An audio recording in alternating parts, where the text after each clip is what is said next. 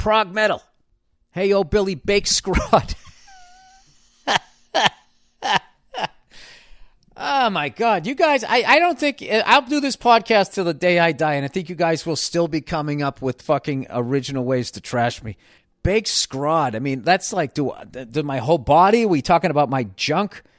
I have no idea. Speaking of progressive prog rock, I'm loving that new Porcupine Tree, that closure/continuation.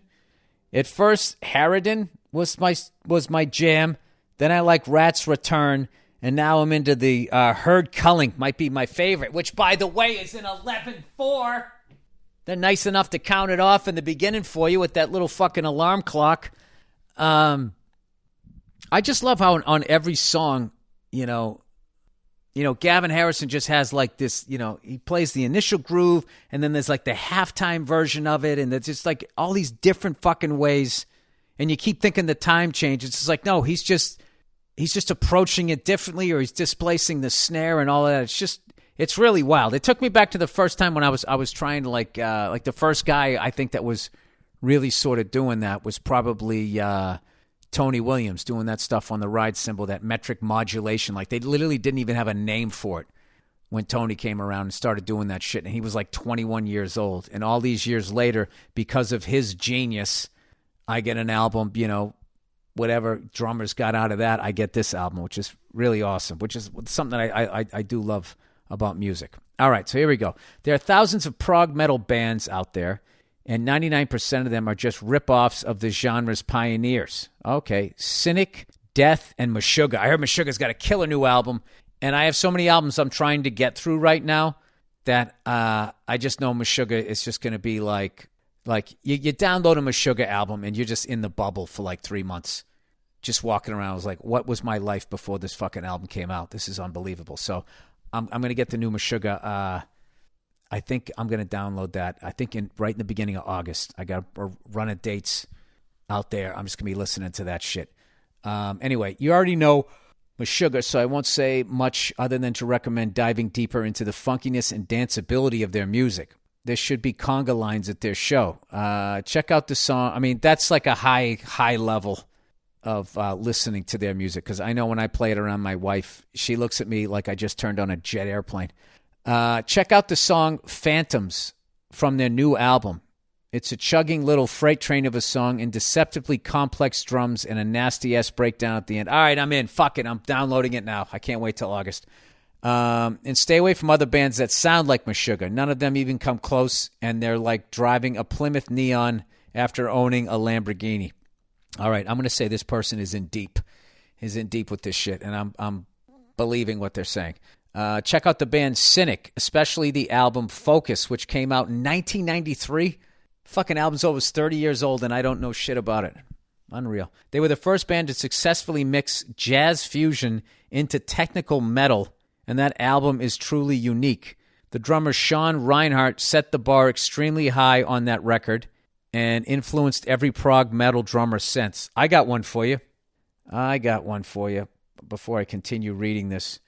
And this one, like, blew my fucking mind. I don't even know where to begin with everybody talking about prog rock and all that stuff. What is it? Where is it? Oh, look up Ivo Papazov on Night Music. Ivopapasov. So Ivo is the first name, and then Papa S-O-V.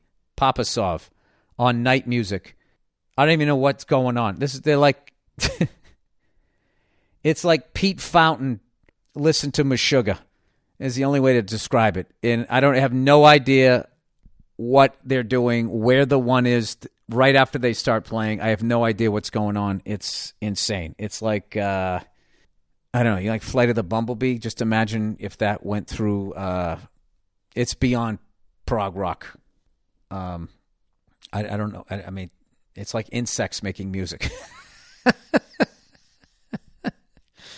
Anyway, they were the first band to successfully move. Finally, give a listen to the album Symbolic by the band Death, which came out in 1995. Great riff after great riff. of technical but accessible and progressive death metal with another one of the greatest drummers in metal, Gene Hoglan. I really wanted it to be Hooligan. Hoglan, Hoglan. The vocals are screamed, but you can actually understand what the guy is saying, and the drumming is guaranteed to blow you away. With these three unique and pioneering bands, you have the best prog metal to enjoy, and like I said, everyone else is just struggling to top what those guys were doing 30 years ago. All right. Okay, now I don't know. Now that in the end, how old are you? Because I want to know how old you are, because you might, the bands I listen to were the fucking best, you know what I mean? People are still trying to top Motley Crue in my world, man. Like, you know, I'm an 80s metal guy, so I still, as much as I like grunge, I still kind of look at them like, you motherfuckers, knocking all my bands off the MTV countdown, you sons of bitches, with your sad fucking music. And then there's Soundgarden. And then there's Alice in Chains. I mean, that's just fucking amazing, right? All right, metal band. What's up, Bill Frecklefuck Burr? That was meat and potatoes. That was a straight fucking right. No mitt in the face just to let me know the fight has started. You were asking for new bands you wanted to listen to. You should listen to the Black Dahlia Murder and check out their song Verminous. They're considered death metal, but honestly, their guitars and bass are just all melodically just make me think of classical music, but with distortion. Their whole discography is great, but the last album was really great. Thanks and go fuck yourself. All right, I'm checking all of this shit out.